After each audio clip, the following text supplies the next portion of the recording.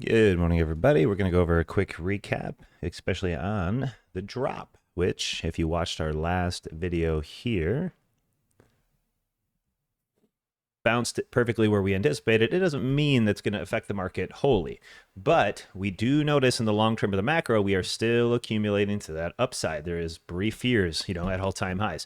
So if we go to the daily chart, we are still going to target the break into the 100 EMA daily. The MAC is very bullish. The RSI is getting more bullish, and we are seeing the opportunity still for the opportunity. Get this over here for 18 on this guy, right? So the VIX will be holding these supports. We will get a breakout eventually on Catalyst, and we will be up to 18 very shortly. So we will see the market react eventually to that 18. So for today's trade plan, just to reiterate, the 100 EMA will be tagged. So I don't care if the price action is under the 100 EMA, it will return. I don't care if we're all right, in that video early as well, I explained the short thesis coming in on the VIX. So midway and endway of that video, we go over and we explain when the volatility has its opportunity to hold. I told you in that last video, 16 would be your watch. All it has to do is hold 16, 100 EMA in the green. All it's got to do is hold above the 100 EMA at the open there. We will ride up on the way to my 18 target. We went over the higher low, higher high systems here that we had seen, and we seen where the VIX was coming in to that big support. So I was all short biased yesterday, and let's go over exactly what I told my Discord with the oscillation and keys to the day. This was our sweet point watch at 666. Okay, this is my max extension from a quad Fibonacci algorithm that I teach down here. And we are finally at the recycle. This Fibonacci has reached the farthest peak that I use in my trade system, so we have to go short. So as you see it come into 602.88, right into the pre-market level, and I was waiting for a sweep to come back in live or a short to continue under, right? So if you look at the notes here that we had put out for our group, watching price at 100 EMA 5-minute will hit first. I also explained that yesterday in the last video, saying we will open up right on the 100 EMA, and I don't care where this goes, it will pin right to the 100 EMA. I did this live on stream yesterday, told everybody it wouldn't go anywhere without opening right on the 100 EMA because algos are algos. That's what they do. The pre-low short on weakness, VIX over 16. Again, just reiterating on the screen, I write this stuff up way before in pre-market. 4 little tags for our group. So as long as that VIX is over 16, we are all short under the pre-high low fib, all short under 603. And I said the biggest confirmation short will be under the 2618.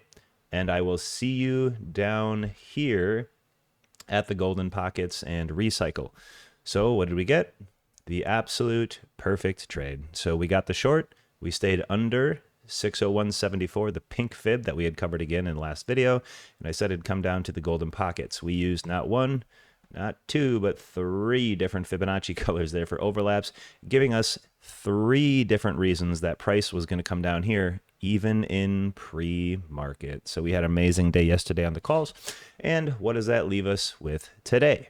Well, as we get into today, I would go into a couple different reasonings here for the retrace. We had a beautiful dump back down. Now VIX can relax. Market's still waiting for data. There's a lot of a pump attempts by the Feds.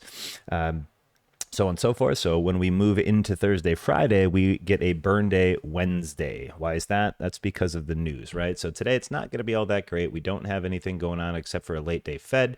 There's no other big news. Most likely we're going to get a chop inside day or something boring until GDP, right? Jobs obviously on Thursday, and the big PCE inflation on Friday. And again, we got a lot of Fed speaks rolling through. So today is going to be one of those burn days, but for technical analysis wise, what I'm going to look for here is over under points and pivots that we have for open volume imbalances. This is a rarity right here at 600.83. I'm going to mark this out right here.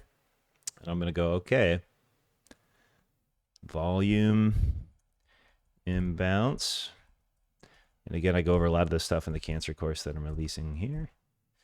Give you all the sauce for the charity course, if you're not a member, in the Discord. So we're going to be watching that. Now, how do we get up there? Well, we don't buy the big old pre-market rush back up. We held above yesterday's close, and a lot of the times on the SPY open, we open up here overnight midnight. We got 3 hours before the ETFs open, and then the stocks open inside the ETFs. Obviously, the ETF trades from midnight central to 3 a.m. 3 a.m. the stocks open. That's where the volume starts to come in.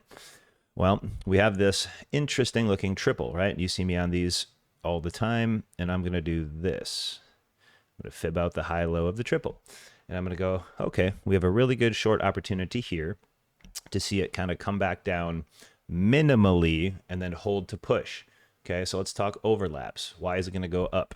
Why is this going to go up? Fibonacci high-low triple has cycled the 1618 down to the 100. So the next leg up, as long as it is above 599.52, we will be long to the 2618. Now you notice where that 2618 overlaps, right? Where does it overlap? Right at the volume imbalance I'll be targeting for my long. So I will see you back up at 600.83. As long as we are above 5952, that is the scalp I'd be watching, the one and done for the algos on the Fibonacci. So this high low again, we'll go 1618, has back tagged the 100, did the 1618.